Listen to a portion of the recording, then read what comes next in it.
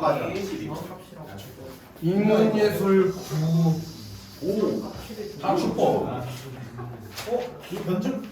변증이 아니라 가축법. 3단원법인데. 개축법. 근데 이게 생각보다 꽤 뭐 막 어렵지 않은데 시험에 나올 것 같은 느낌이 들고 그거보다는 뭐가 좀 어렵냐면 뭘 얘기해주고 싶으냐면 이 가축법하고 연역법, 귀납법이 수능에 연계될 수도 있어서 그래서 이걸 좀 지금 이해하는 게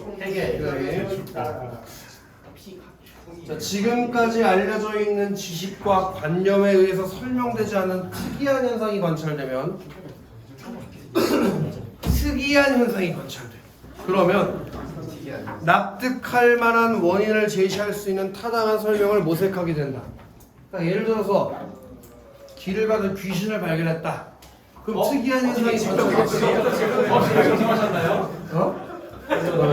귀신 날아다니잖아요. 근데 집 공전이랑 그거 존나 빠르잖아요. 아이씨 짜증나네.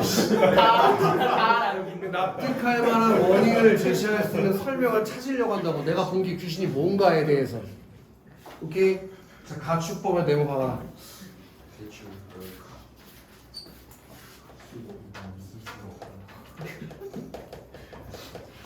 김도 나나요? 도훈이 주영이 둘 다. 감기 걸렸대. 내가 보기엔 내가 봤을 때 둘이 같이 삐시러 갔다. 아니 그냥 코로나 걸렸대. 저번 주 일요일에. 지영이는 걸린 것 같은데 도훈이는 모르겠다. 쫓겼어? 모르겠어. 도훈이는 깨병이 느낌이 걔는 살짝 좀 나는데. 깨병인 것 같아. 근데 네, 오늘 어제는 경기 안 나와. 왜 저기 정빈이랑 도훈이한테는 드레스 코드 말 안 해줬어? 아 오늘 뭐하냐? 아니 아니 다음 주에 검정 색깔 티 입고 온 새끼들 가위바위보 자를 거야. 검정 색깔 티 입고 오기만 해. 다 가위로 자를 거야. 알았어? 무슨 까마귀 새끼들도 아니고 씨. 가축법은 관찰된 사실이 왜 일어나는가를 설명하기 위해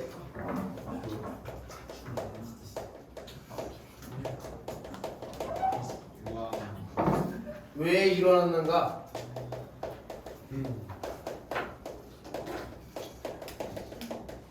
요게 가축법의 목적이라고 생각하면 돼. 관찰된 사실이 특이한 사실이잖아. 그럼 왜 일어나는지 지금까지 알고 있는 지식으로는 해결이 안 되지. 그래서 이 관찰된 사실이 왜 일어났는가를 설명하기 위해서 여기서 더 중요해. 현재 상황과는 다른 상황에서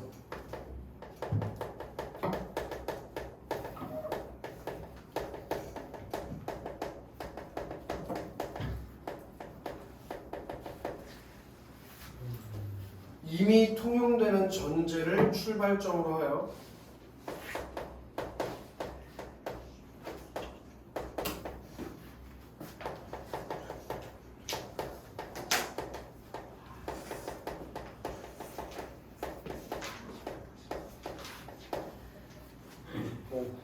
그 전제 속에 포함되어 있지 않은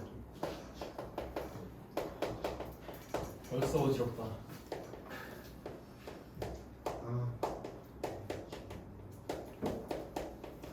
전제 속에 포함되어 있지 않은 결론을 도출하는 개연적 추론. 그게 가축법이야. 그게 가축법의 개념이야. 쌤, 자, 이 한 번만 써주세요. 이? 네. 왜? 이 새끼가 씨.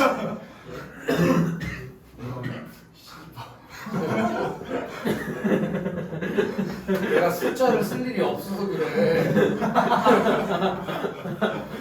이편도 얘가 지금 하려는 목적이 뭐라고? 관찰된 사실, 내가 관찰하는 게 왜 일어나는지를 설명하려고 하는 거야. 알겠어? 네. 그때 현재 상황과 다른 상황에서, 현재 상황과는 다른 상황에서 이미 통용되고 있는 뭘 갖고 오겠대? 전제를 출발점으로 할 건데, 그 전제 속에 포함되어 있지 않은 뭘 뽑아온다고? 요 세 가지가 일단 니네 머릿속에 박혀 있어야 되는 제일 중요한 내용이야. 가축법에서 관찰된 사실, 이게 왜 일어나는지를 설명해 주고 싶어. 근데 그걸 설명하기 위해서 지금 현재 상황이라는 게 관찰된 사실일 거 아니야. 그것과는 다른 상황에서 이미 통용되는 전제를 출발점으로 해서 이 전제를 갖고 와서 전제에는 포함되어 있지 않은 결론. 그럼 이 결론에는 뭐가 들어가 있으면 안 돼? 전제의 내용이 들어가 있으면 안 된다고. 전제의 내용이 들어가 있지 않은 결론을 도출하는 거. 그게 가축법이래. 지금은 개념이 무슨 말인지 완벽하게 이해가 안 돼도 괜찮아. 근데 요 세 가지 키워드를 갖고 있어야 돼. 가축법이라는 걸 뽑아내기 위해서 세 개가 필요해. 관찰된 사실, 통용되는 전제, 그걸 가지고 전제에 포함되어 있지 않은 결론을 이끌어내는 것. 이게 가축법의 개념이야. 알겠어? 근데 일단 요걸 갖고 와야 그 뒤가 너 이제부터 이해가 돼. 과연 알겠지? 더 가보자고 태식. 네. 태식이 지금 다 이해됐잖아. 아니요. 지금 사실 잘 모르겠어요. 지금부터 이해하면 돼. 어차피 그리고 이해 완벽하게 못해도. 이해하고 푸는 거 같아. 난 이미 서울대 가축법 정립한 아니 어차피 우리 다 이해 못해 이거. 가축법을 정립한 철학자 퍼스는 다음 논증 사례로 가축법의 원리를 설명하려고 했대. 그럼 요 1문단은 쉽게 정리가 되네. 가축법의 개념과 사례. 그지? 책상에 한 움큼의 하얀 콩이 놓여있다고 가정해보자. 이를 특이하다고 생각했대. 그럼 책상에 한 움큼의 하얀 콩이 놓여있는 게 관찰된 사실이겠지. 근데 이게 특이하다고 생각했다는 거야. 왜 특이한지 물어보지 마. 특이한 거야. 그냥 책상 위에 하얀 콩이 있는 게 씨발 뭐지? 하고 특이하네. 뭐지? 이지랄 했어 얘가. 그러면 납득할 만한 원인을 대고 싶은 거야. 이 흰콩이 뭐지? 어디서 왔지? 이지랄 하고 싶어. 킹콩이요? 흰콩 새끼 얼마나 발음이 정확해. 흰콩. 킹콩으로 들어가서 뭘 흰콩이야. 기억이 어디 있어. 저기 귀가 다 잘못되어 있네. 야 킹콩은 신기하긴 하다. 책상에 어떻게 킹콩이 있어?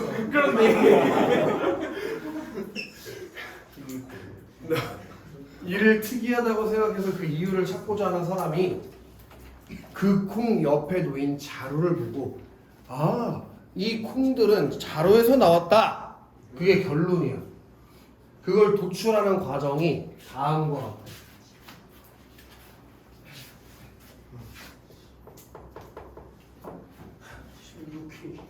뭐가 되고 안 했어.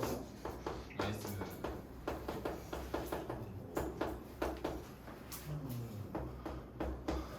자, 이 콩들을 하얀 게 얘가 관찰한 거니까 결과지, 그치? 네. 그리고 규칙으로 이 자루에 들어있는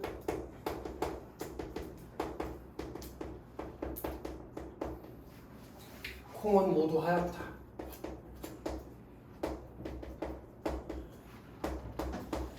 그리고 사례로 이 콩들은 이 자루에서 나왔다 라고 생각하게 된 거죠. 오케이? 그러니까 책상 위에 있는 콩이 하얗다라는 관찰을 왜 그렇지? 라는 걸 설명하기 위해서 이 콩이 이 자루에서 나왔네 라고 생각을 했다는 거예요.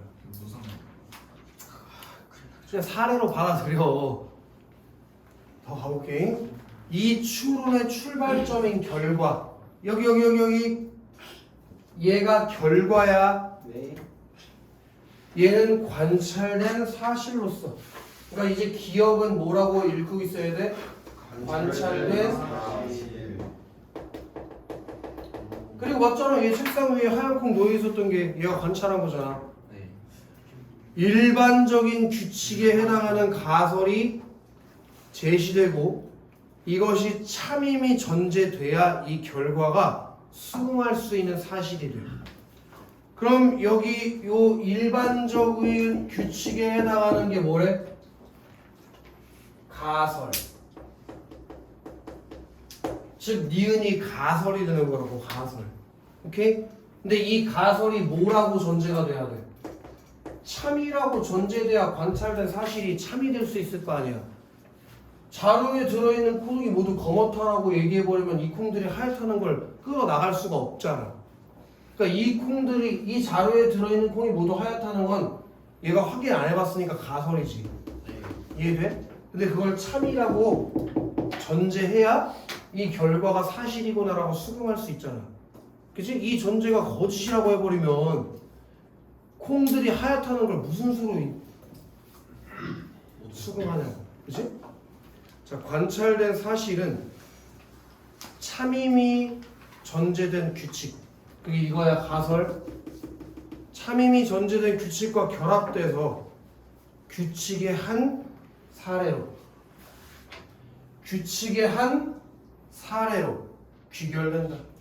사례로 요 두 개가 결합해서 요렇게 귀결된다고. 오케이? 내가 관찰한 사실과 내가 만들어낸 규칙을 가지고 이 콩들은 이 자료에서 나왔네 라는 걸 알게 된다고. 오케이? 자, 책상 위에 놓인 콩을 보고 이상하게 여긴 사람이 그 이유를 찾는 과정에서 콩 옆에 자루를 보고 자루 안의 콩이 모두 하얀 것이라는 가설을 세우게 되며 이것이 참여이 전제될 때 책상 위의 하얀 콩은 이 자루에 든 콩의 일부임을 알게 된다는 것이다. 여기까지는 무슨 얘기지? 얼추 알겠지, 그치? 네. 자, 퍼스는 지금까지 그러니까 이 1문단이 가축법의 원리와 사례를 얘기해 준 거예요. 근데 이걸 좀 더 자세하게 이해하기 위해서 아예 첫 번째 문장에 중심 문장에 써있지? 연역법과 귀납법의 비교를 통해 가축법의 특징을 구체화했다. 그럼 이 문단의 중심 내용이 뭐가 되는 거겠어? 가축법의 특징 구체화. 특징. 근데 이 가축법의 특징에 대해서 이해를 시켜주고 싶은데 가축법이라는 건 생소한 추론이잖아. 네. 그래서 니네가 익숙하게 알고 있는 연역법이랑 귀납법이랑 비교해서 이해시켜줄게. 이거야. 오케이? 이거를 흐름으로 가져가야지 완벽하게 이해하려고 하면 안 돼. 어차피 니네 내가 이거 2시간 내내 설명해줘도 완벽하게 이해 못해. 알겠지? 자, 연역법은 그럼 이제부터 뭐에 대해서 이해해줘야 되냐? 연역법. 연역법. 아무거나 니네 하고 싶은 표시는 들어가야겠지? 자, 연역법은 규칙. 여기서도 중요해. 규칙을 특정한 사례에 적용하여 결과를 도출하는 방식. 잠깐 짚어볼까? 분명히 이거는 뭐 하는 거라고 했지? 비교. 가축법은 결과와 규칙으로 이 규칙의 사례를 이끌어내는 방식이었지. 근데 연역법은 규칙과 사례를 통해서 결론을 이끌어내는 방식이라고. 오케이? 그래서 니들의 이해를 돕기 위해서 니네가 아주 흔히 잘 알고 있는 연역법의 예시로 이해해보자. 지문은 없지만 자, 모든 사람은 뒤진다.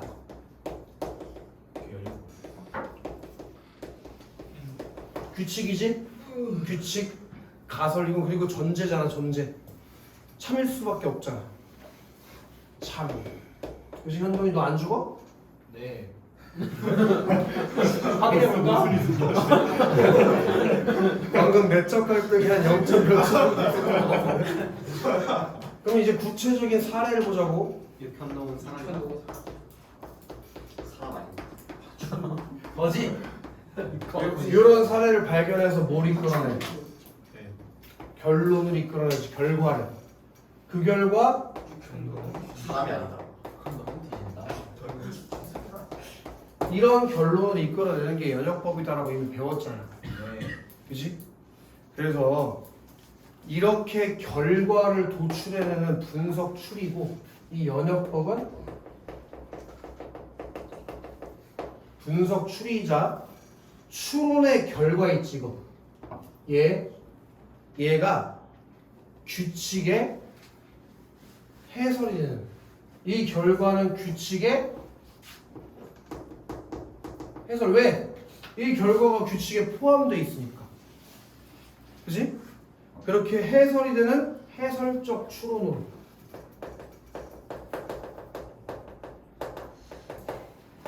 왜 해석적 추론인지 알겠어? 얘가 뽑아낸 결과가 규칙이 뭐가 되는 거니까? 해설이 되는 거니까 해석적 추론이라고 한다고. 이는 여기는 좀 표시가 돼 있으면 좀 더 아름답긴 한데 새로운 지식 형성으로 이어지지 않는다.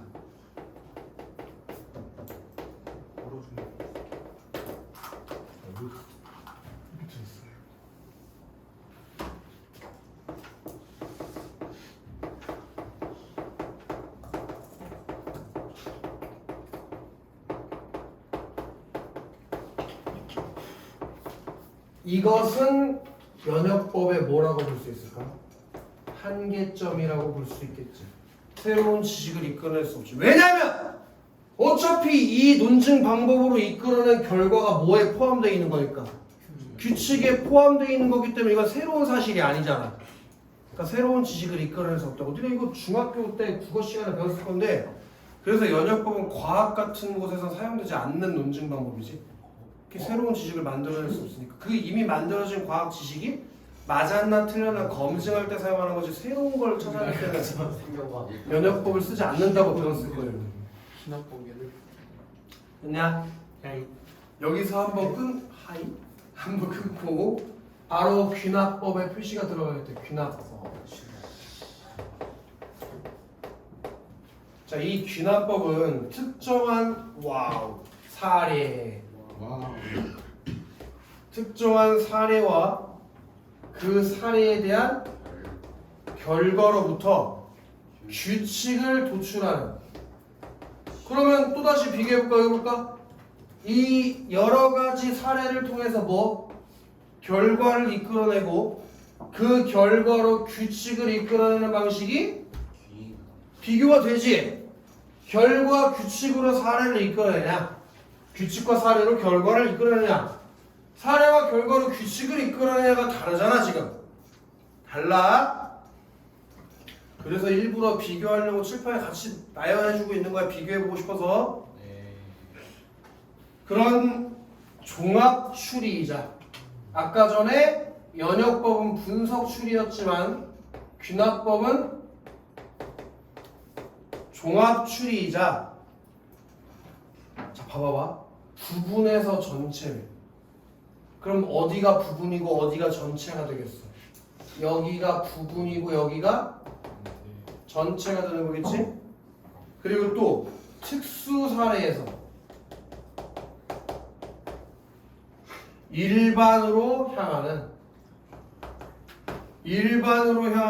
확장적 추론이다. 자, 이 부분도 예시가 없어서 너네가 기억이 안 날까봐 예시를 들어줄 건데 볼래? A 까마귀는 검정색이다. B 까마귀는 검정색이다. 까마귀 A, B 부분 맞지? 네. 그래서 무슨 결과가 나와? 무슨 규칙이 도출돼? 까마귀는 까마귀는 검정색이라는 규칙을 만들어내는 거잖아. 이해되나? 그러면 까마귀들이 검정색인 건 특수한 사례고 그를 통해서 까마귀는 검정색이라는 걸 도출해내는 그 규칙이 왜? 네? 성급한 일반화래. 맞아. 그럴 수도 있지.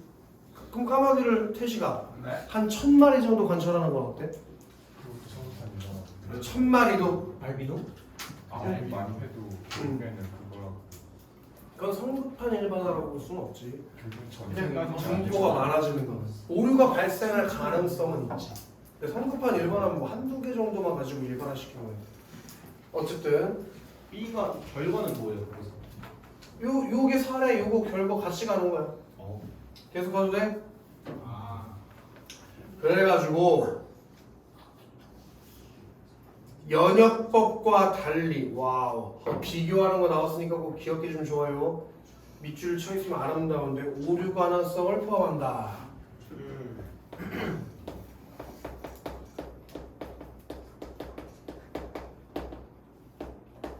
요게 귀납법의 한계라고 볼 수 있겠지. 왜 한계인지 알겠지? 아니 C 까마귀가 흰색이면 어쩔 거냐고. 그럼 규칙이 깨지는 거니까. 이해되나? 자, 여기서부터 중요해. 이제 이거 면역법, 귀납법은 이해됐지? 네. 퍼스에 의하면 가축법은 한 유형의 사실로부터 도약해 전혀 새로운 유형의 사실을 도출하는 추론 방식이라는 점에서 귀납법과 마찬가지로 얘도 확장적 추론이라고 할 수 있다. 왜 확장적 추론이래? 한 유형의 사실, 이 콩들이 하얗다는 게 한 유형의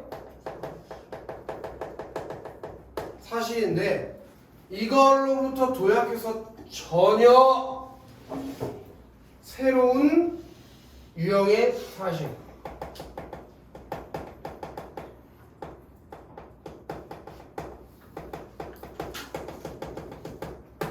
전혀 새로운 유형의 사실들을 도출하는 추론 방식이라는 점에서 봤을 때는 의미가 더 넓어지니까 확장적 추론에 해당하지만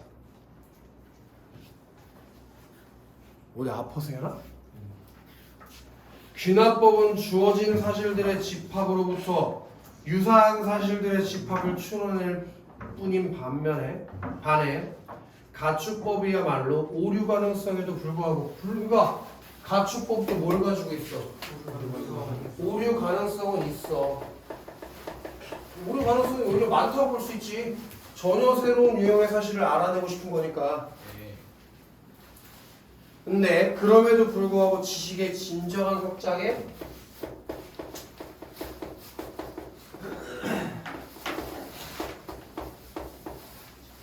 기여하는 추론이라고 할 수가 있다.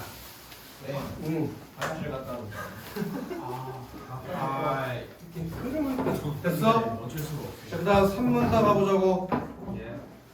여기서부터 이제 좀 잘 이해해줘야 되는 게 하나 나와. 가축법에서 가설 형태로 제시되는 규칙은 와우! 여기 예 규칙 가설 예 여기는 보편적이고 일반적인 진리로 주어지는 연역법의 규칙. 그럼 연역법의 규칙 얘는 뭘로 주어진다 와이들? 절대적. 보편적이고 일반적인 진리. 보편적 일반적 진리. 그러니까 절대 틀리면 안 되는 참이 되는 거겠지, 그치? 근데 이것과 달리 한다. 자연법칙, 일반적인 진리와 함께 경험을 규칙의 자리에 둘 수 있다고 했다. 여기에는 자연법칙, 일반적인 진리의 경험도 규칙으로 들어갈 수 있다. 또 쉽게 얘기해서 전제에 내가 경험한 것도 전제에 들어갈 수 있다라고 얘기했대. 보통 내 경험을 전제나 진리라고 하진 않잖아. 네. 예를 들어 니네가 딸기를 먹었을 때 딸기가 맛있다. 그걸 느꼈어. 니네 경험이잖아. 그럼 딸기가 맛있는 게 진리야? 난 딸기 싫어하는데? 진짜요? 아니 그 예를 들어서 말이야. 이해되냐? 아이씨 그런 걸 왜 먹냐? 맛이 없는 게 그 진리야. 그게. 또 어떤 새끼가 민초만 처먹는 새끼 있었는데 누구지? 현동이 민초 맛. 아니야 누군지 모르겠는데 매일 내가 편의점 가서 뭘 사줘도 민초를 골라 먹더라고. 베스킨라빈스에서 만든 민트초코 음료수가 있어. 민초 맛있는데. 진짜 맛있네. 야 그냥 치약이랑 초콜릿을 같이 먹어 그러면. 치약이 민초 맛인 거 아니야? 어? 치약이 민초 시작이 맛인 민초 그래 아니야? 그치 그냥 같이 먹으라고 뭘 도대체 사 먹는 걸. 거. 치약이 너무 맛있어. 치약은 식용이 아니잖아요. 어? 치약은 치약 식용이지 치약 먹어도 돼? 식용이죠. 뭐 안 죽겠어 안 죽어. 민초도 먹는데 치약 왜 요새 먹어? 플라스틱 쌓이긴 해. 요새 플라스틱이야. 저게 맞니? 파인애플 피자 싫어하면 파인애플 왜 먹어? 난 좋아해. 그런 사람도 있더라. 김치는 안 먹고 김치찌개만 먹는 사람도 있더라. 근데요? 뭐 하는 새끼지? 뭐 하는 새끼 지금? 김치찌개는 뭐였죠? 성형들 김치는 싫어하고 김치찌개는 좋아요. 그럼 김치찌개에 들어있는 김치는 안 먹어? 먹어요.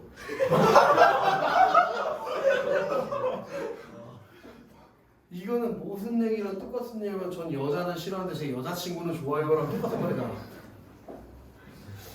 생김치에 무슨 게 씹는 건데? 생김치 그냥 맛이 없어.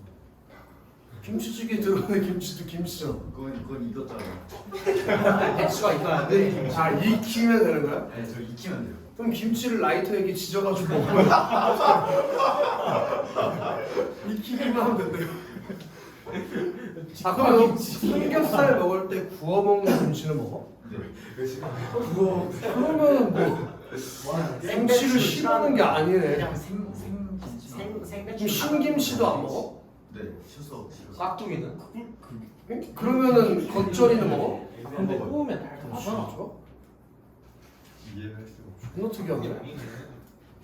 팥김치 진짜 개맛있다. 상추도 구워. 팥죽은 안 먹는데 팥빙수는 좋아해요. 그건 좀 다르잖아. 아예 다른 음식이잖아. 그건. 뜨거운 팥은 먹어. 먹기가 싫어. 그렇구나. 너가 그냥 이게 무슨 차이인지 알겠지? 여기 뭐가 들어가 있는 게 졸라 중요한 거예요. 이 규칙에 내 경험이 규칙으로 들어가 있다는 게 아주 중요한 포인트라고. 근데 저거 세 개를 각각으로 보는 거가 아니라 자연이랑 이런 것이 아, 경험이 이거 다 규칙으로 인정해 준다는 거야. 자연 법칙도 일반적인 진리도 뭐 예를 들어 나무에 매달려 있는 사과가 아래로 떨어진다. 그거 자연 법칙이잖아. 그런 거 다 규칙으로 인정해 주는데 경험도 심지어 규칙으로 인정해 준다는 거야. 경험조차도. 원래 보통 우리가 본인이 한 경험을 규칙이라고 하지 않잖아요. 가축법의 규칙의 범주는 여기를 좀 가로 열고 묶어놓으면 아름다운데 경험적 근거, 직관, 특수한 상황에서만 인정될 수 있는 진리 이런 것들을 포함시켜 놓을 수가 있다는 거야. 근데 연역법에서 규칙은 그게 안 되거든. 연역법에서 규칙은 무조건 진리여야 돼. 누구도 부정할 수 없는 거야. 오케이? 근데 특수한 상황에서만 진리가 되는 것도 가축법에서는 규칙으로 인정해 준다는 거야. 괜찮지? 자, 그는 또한 관찰된 사실과 설정된 가설의 결합. 요거야. 관찰된 사실. 설정한 규칙. 이거 두 개 결합해서 사례를 이끌어내기로지 가축법에서는. 이들의 결합은 여기서부터 졸라 중요한 얘기가 나와. 둘에서 다루는 대상들의 동일성과 유사성에 기인한다. 즉, 이 결과와 규칙 사이에는 뭐가 있다고? 동일성과 유사성. 동일성과 유사성에 기인한다고 해서 원인을 두다라는 뜻이야. 기인한다가. 오케이? 그러니까 이 둘이 동일하거나 어때야 돼? 유사해야지. 그래서 봐봐. 이 예시를 가지고 이해해보자. 콩들이 하얗다. 콩은 모두 다 하얗다. 뭐야? 동일하잖아. 그 동일성이나 유사성에 기인하는 거라고. 가축법에서. 그러니까 아무거나 여기다 갖다 넣는 게 아니라고. 관찰한 결과랑 똑같거나 유사한 점이 있어야 된다고. 알겠어? 이는 논증이 다루는 대상들이 또 다른 측면에서도 강도 높은 유사성을 가지고 있을 것이라고 추리하게 하는 근거가 된다고 하였다. 이로 인해 연역법이나 귀납법과 달리 또 나오네 뭐뭐와 달리 차이점. 가축법은 전제로부터 필연적으로 귀결되는 결과 이상의 것을 제한할 수 있어요. 와우. 전제로부터 필연적으로 귀결되는 결과. 이 전제에서 온 거 있지. 전제에서 필연적으로 귀결되는 결과는 어떤 것들일까? 전제에 포함된 결과겠지. 근데 얘는 전제에 포함되어 있지 않은 결과를 이끌어내잖아. 앞에서 그렇게 얘기했잖아. 전제를 출발점으로 하지만 그 전제 속에서 포함되어 있지 않은 결론을 도출한다고 했잖아. 여기도 마찬가지 아니야? 이 자료에 들어있는 콩은 모두 다 하얗다. 이 콩들은 이 자료에서 나왔다는 건 여기에 나와 있는 내용이 아니잖아. 그래서 이상의 것을 제한할 수 있으면 실제로 그러함을 기술할 수 있는지가 아니라 왜 그런지 얘가 하고 싶은 게 왜 그런지가 였잖아. 내가 관찰한 특이한 게 왜 그런지 설명하고 싶을 때 가축법을 쓰는 거라며. 그런 어째서 그러한지 그게 논리적으로 설명할 수 있는지를 물어보는 거예요. 오케이? 그거에 의해 추론의 목적 달성 여부가 판단된다는 것이다. 그러니까 왜 그런지를 설명해낼 수 있어야 이건 논리적인 거야 라는 걸 가축법에서 판단해내는 거라고. 오케이? 그게 가축법의 목적이기도 하고. 마지막 문단은 그냥 가볍게 읽자고. 그냥 가축법의 효용성과 의의가 마지막 문단에 나와. 가축법의 효용적인 측면이 뭐가 있고 가축법의 가치가 뭐인지. 이상의 비교가 뭐뭐뭐의 비교요. 연역, 귀납, 가추의 비교겠지? 그 비교를 바탕으로 퍼스는 탐구를 의심의 자극에 의해 야기된 것이자 믿음의 상태를 획득하려는 투쟁 과정으로 규정하고 가축법은 이 과정을 관통하는 논리라고 하였다. 가축법은 위대한 과학적 발견으로부터 탐정의 추리까지 널리 활용되는 추론 방식으로 그게 가축법의 효용이야. 이는 그간 직관이나 심리적 판단에 의존하는 것으로 간주되었던 추측의 과정에 논리성을 부여했다는 평가를 받았다. 이게 가축법의 의의가 되겠지. 이해되나? 여기가 숙제가 아니어서 아직 못 풀어본 친구들이 있을 텐데 지금 쉬는 시간에 풀어봐라. 이 5문제를. 쉬는 시간